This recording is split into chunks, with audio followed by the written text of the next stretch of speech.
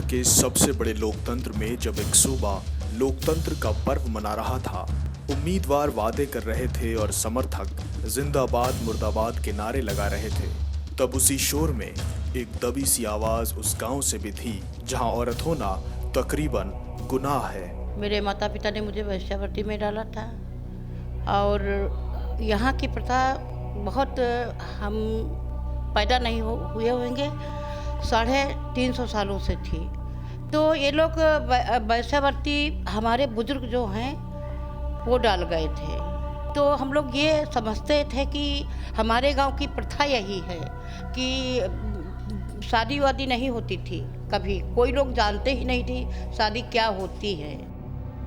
ये वो गांव है जहां लड़कियों को देह व्यापार में जबरन ढकेला जाता है और ढकेलने वाला कोई और नहीं बल्कि उनके अपने माँ बाप होते हैं।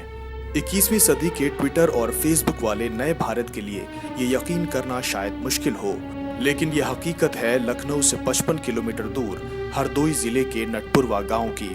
यहाँ परंपराओं की बेड़ियां इतनी मजबूत हैं कि लड़कियों को घर वालों के दबाव में जबरन देह व्यापार करना पड़ता है। लेकिन अब इस इलाके की कुछ लड़कियों ने इस प्रथा के खिलाफ खड़ा होना शुरू कर दिया है।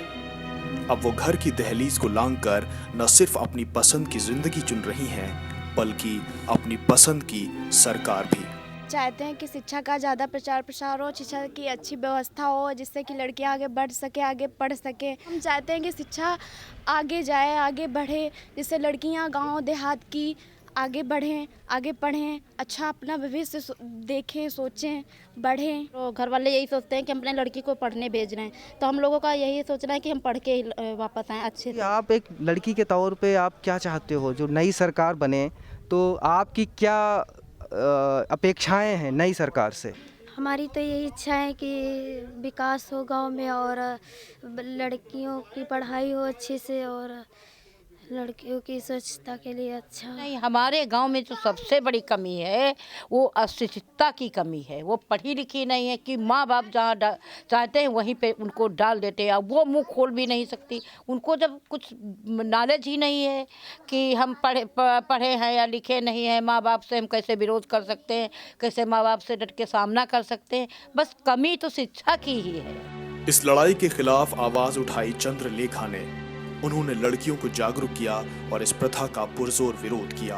वो बताती हैं कि इस प्रथा का असर गांव के लड़कों पर भी पड़ता है, क्योंकि उन्हें अपनी बहनों के लिए ग्राहक लाने का काम सौंप दिया जाता है। देखिए, जैसे कस्टमर जो लोग बाहर से आते हैं उनका इन जो ये 2, 4, 6, 10 हैं, इनसे उनका कांटेक्ट रहता है।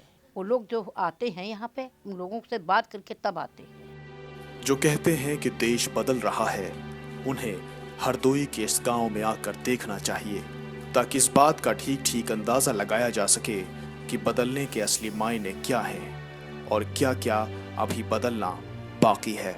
मैं सबसे पहले यही चाहूँगी कि इस गांव में ये सबसे जो सदियों से परंपरा चली आ रही है वेश्यावृत्ति का, सबसे पहले तो ये ख़त्म किया जाए, क्योंकि हम लोग आज भी जिंदा लाश की तरह हैं। ये नहर नहीं लक्ष्मण रेखा है जो 2 गांवों को जोड़ती है, जिसके बाईं तरफ आपको एक गांव होगा जिसमें आपको पहचान छिपाने की ज़रूरत नहीं है, जिसके दूसरी तरफ एक ऐसा गांव है जिसमें आप जाके आप अपनी पहचान बताना नहीं चाहते।